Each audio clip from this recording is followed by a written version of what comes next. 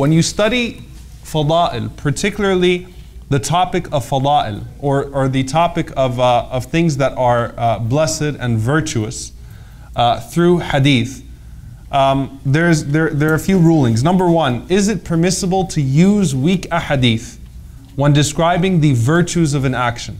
Is it permissible to use weak ahadith?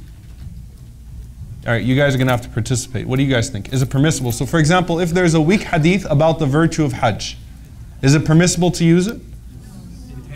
It depends.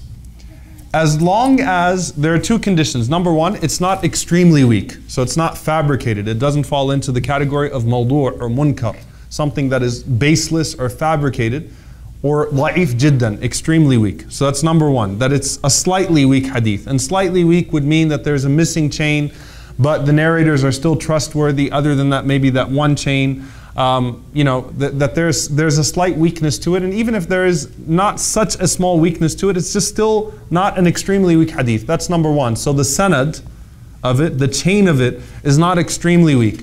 Number two, in regards to the meaning of the hadith, it's important that the hadith does not establish any new action. So for example, if there is a hadith that is weak about the virtue of performing Hajj, it's still permissible to use as long as you say it's a weak hadith. So you'll find in the books of tazkiyah, the books of spirituality, they'll do that about Hajj, about Ramadan, about anything.